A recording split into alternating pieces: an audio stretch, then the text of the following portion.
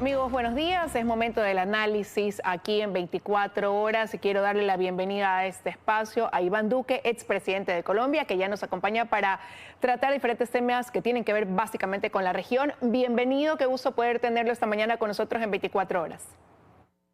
Liz, un saludo muy especial para ti, para toda la audiencia y un saludo muy especial para todo el pueblo ecuatoriano.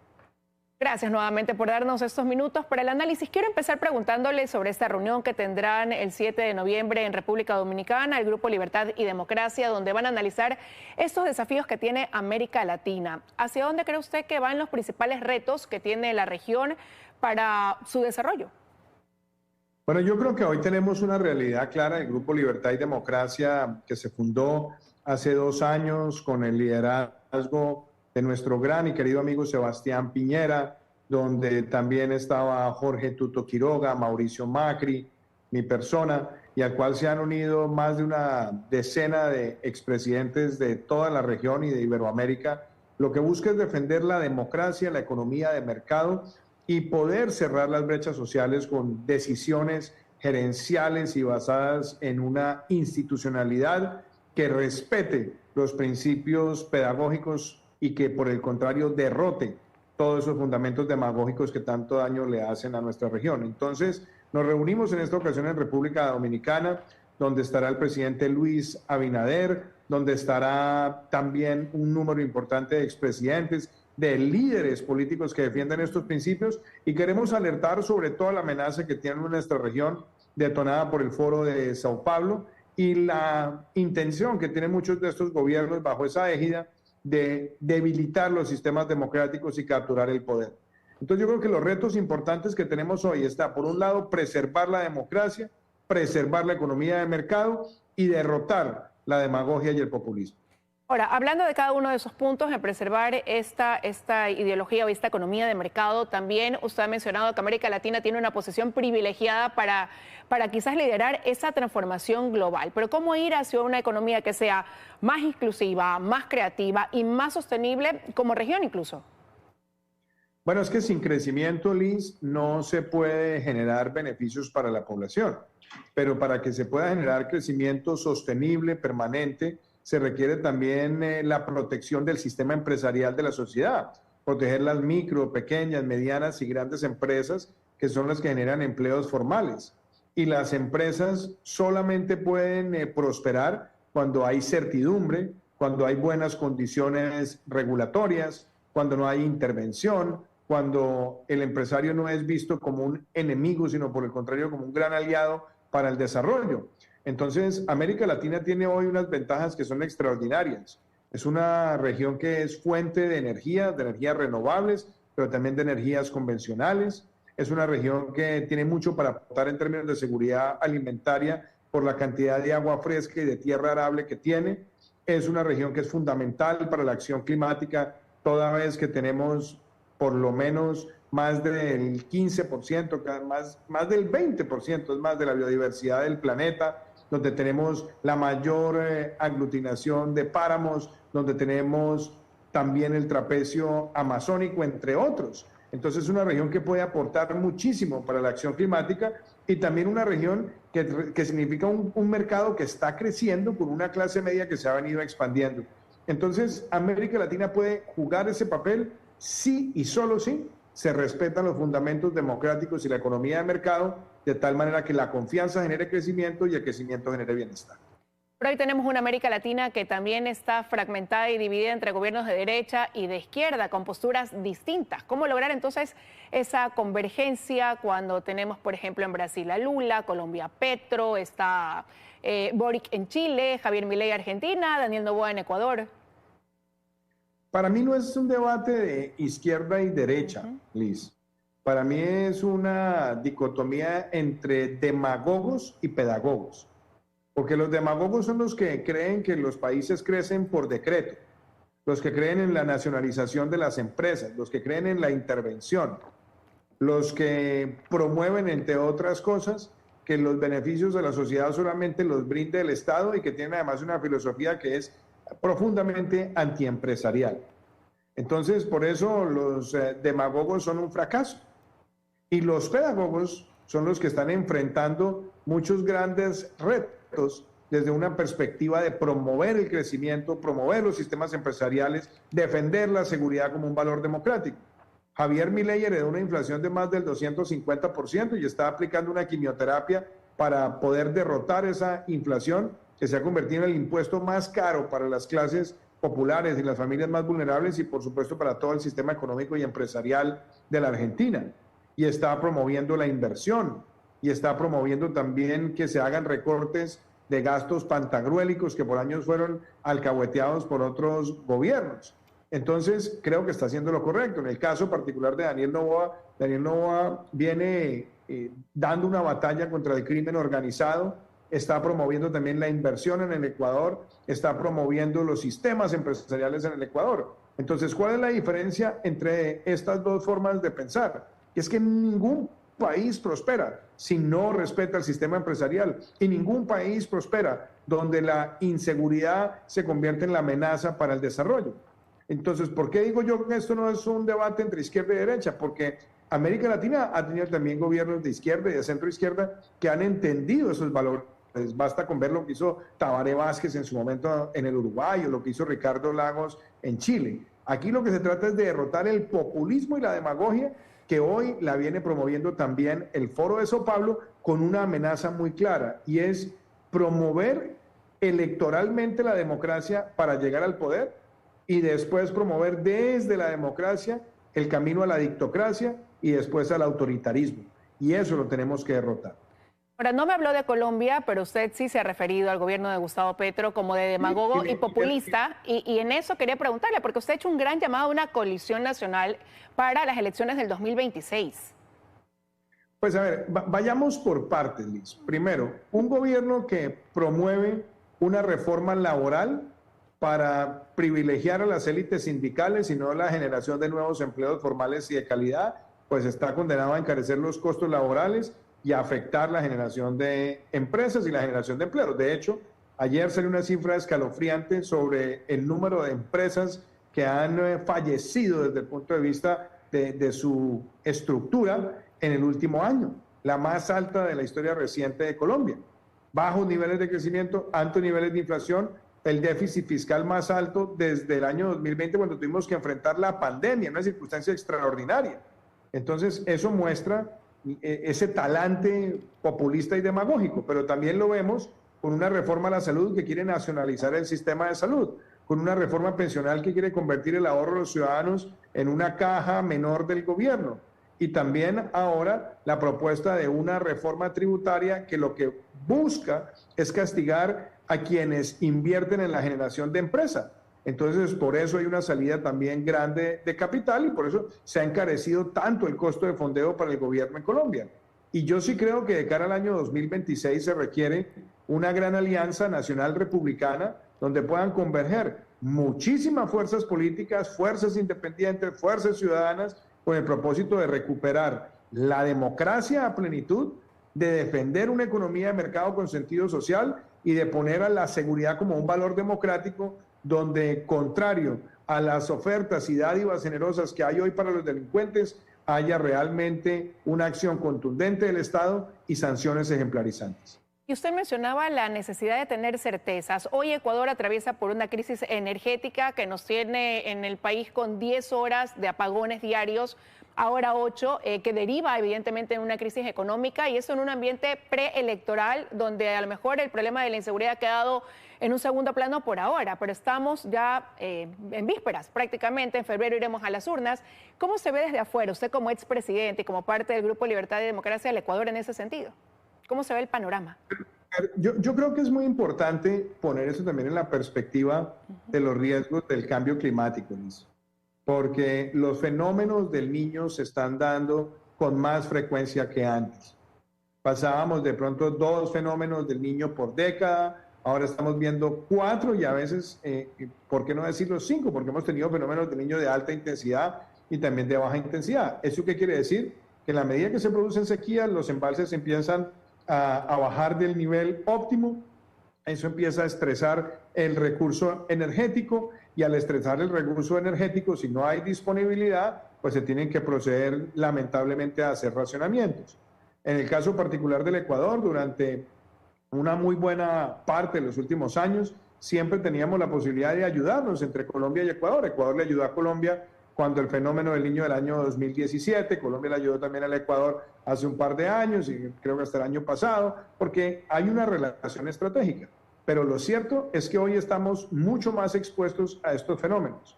Y claro, uno dirá, tenemos que avanzar también hacia energías renovables no convencionales. Es cierto, hay que avanzar en las matrices hacia renovables no convencionales, pero las renovables no convencionales no necesariamente, dado que las velocidades del viento no son constantes y dado también que la iluminación no siempre es constante y no hay todavía tecnologías masivas de almacenamiento, pues no puede solamente recaer en las renovables no convencionales, también se requiere tener lo que llaman los backups o los planes de alternativos o los planes de contingencia con sistemas también térmicos, eventualmente con estándares ambientales, pero todo eso hace parte de la conversación y de la ecuación. Obviamente la solidaridad la expreso hoy con el pueblo ecuatoriano y también con sus dirigentes, porque esta es una situación bastante estresante y yo creo que lo que hay que asumir es que esta situación hacia el futuro va a presentarse y se va a presentar con mucha mayor frecuencia y por lo tanto hay que establecer desde ya mecanismos de participación privada para poder tener esa capacidad de generación, inclusive con lo que hoy se denomina el pago por confiabilidad o el cargo por confiabilidad, donde se le pague a quienes tienen esa capacidad de backup por tener energía en firme cada vez que se requiera. Yo creo que esa sería una de las tareas que yo, pues responsable y con humildad, le recomendaría a las autoridades ecuatorianas, porque yo, como veo las tendencias de cambio climático hoy en el mundo, creo que estos fenómenos, a volverse más frecuentes, requieren que los países tengan planes de contingencia con generación térmica, desafortunadamente, hasta que aparezca una tecnología que sea confiable, que tenga almacenamiento y que pueda mantener la capacidad real de proveer energía a todo el territorio. Los países involucrarse también, asumir su rol dentro de las gestiones que se pueden tomar para llevar a cabo proyectos que contribuyan con la situación climática que vive hoy el mundo y que afecta a nuestra región con esta sequía. Pero quería preguntarle también algo que el Ecuador no había experimentado y que lo comenzamos a vivir desde el proceso electoral anterior, es la violencia en estos procesos. Un candidato, un ex candidato a la presidencia asesinado, ex candidatos o también miembros de la función pública en su momento, y ahora nos aprestamos en febrero otra vez a ir a las urnas con ese temor de que la violencia nuevamente pueda marcar algo que no se descarta, quizás la tónica de un proceso tan importante como es la elección presidencial. Liz, el fenómeno del crimen transnacional es muy delicado. Yo por lo menos durante los 4 años de mi presidencia trabajé muy estrechamente con el Ecuador. Trabajé de manera directa con el presidente Lenín Moreno, trabajé también de manera directa con el presidente Guillermo Lasso. Colombia proveía información de inteligencia, información antinarcóticos y enfrentamos muchísimos fenómenos de narcotráfico y, claro, de criminalidad transnacional. ¿Por qué? Porque los narcotraficantes siempre quieren cruzar la frontera e ir a adelantar nuevos mercados. Entonces, ahí se requiere una acción contundente. Ahora, ¿qué ha pasado en los 2 últimos años?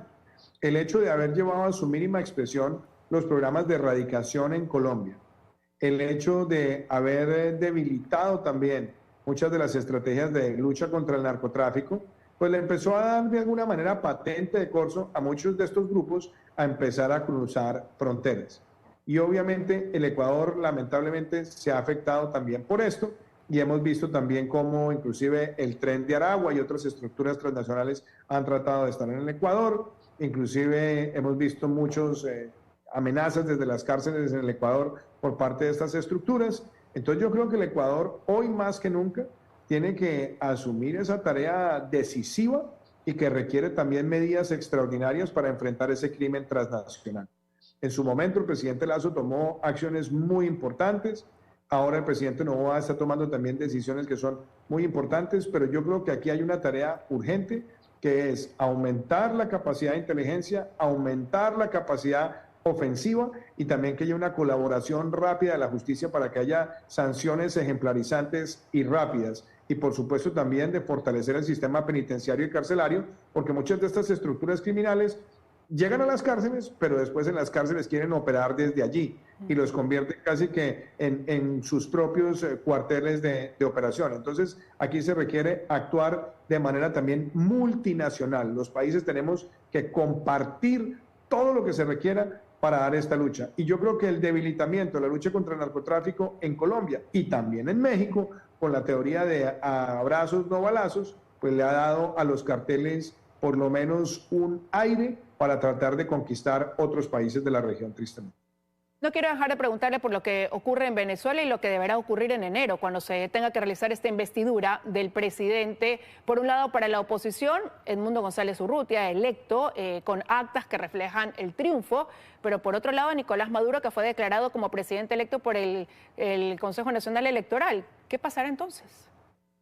Bueno, yo primero no llamo a la oposición así en Venezuela. Yo creo que ellos son la resistencia democrática. Oposición es cuando hay instituciones, cuando hay verdadero camino de poder defender ideas, principios y hacerlo en el marco institucional. La resistencia democrática fue a las urnas con todas las adversidades y tuvo un triunfo apabullante. Ya se conocen las actas ya se conocen, y se conocen por lo menos en un porcentaje que es absolutamente irreversible, donde el ganador es Edmundo González. Y ahora lo que corresponde es que Edmundo González asuma el poder en enero en Venezuela. Ahora, mucha gente dirá, bueno, falta mucho para que eso pase. Bueno, yo creo que hoy la comunidad internacional tiene que asumir la tarea, primera tarea, que la Corte Penal Internacional pueda dictar la orden de arresto contra Nicolás Maduro. La segunda, que Estados Unidos también aumente la recompensa por Nicolás Maduro y todos sus secuaces, para que se profundicen también todas las sanciones y que haya un verdadero llamado a las fuerzas militares y de policía de Venezuela para que se ubiquen en el lado correcto de la historia, facilitando la transición. Pero hoy no hay discusión alguna. El presidente electo de Venezuela se llama Edmundo González y a él le corresponde en el mes de enero ejercer como presidente constitucional de Venezuela. Y toda la comunidad internacional tiene que trabajar para que esto sea así, lo cual implica también tener que jugar cartas duras y tener que hablarle con mucha claridad a las fuerzas militares y de policía de Venezuela. O se van a ubicar del lado de la legalidad, o si se van a dedicar a ser las fuerzas protectoras de la dictadura, tendrán que pagar las consecuencias de esa decisión. Y no quiero dejar de conocer su opinión también sobre hacia dónde se deben enfocar las políticas públicas a propósito de la migración, un flujo migratorio que aumenta en la región, a propósito del cierre del tapón del Darién. Liz, el punto es este, ¿no? Ya hemos visto una migración de cerca de 7 millones de venezolanos en los últimos 6 o 7 años. Y Colombia ha recibido más de 2 millones, que es más o menos el 4% de la población colombiana. En el caso de Ecuador, en porcentaje ha sido igual. En el caso de Perú, en el caso de Chile, ha sido igual. Y este fenómeno es un fenómeno muy complejo porque son personas que lo perdieron todo. Nosotros en Colombia brindamos un estatuto de protección temporal por 10 años con plenos derechos, con la excepción de los derechos políticos. Y logramos que estas personas se insertaran a nuestro país, pudieran adquirir bienes y servicios, pudieran entrar al sistema de seguridad social, pudieran tener empleos formales, abrir una cuenta bancaria, y eso trae unos resultados maravillosos.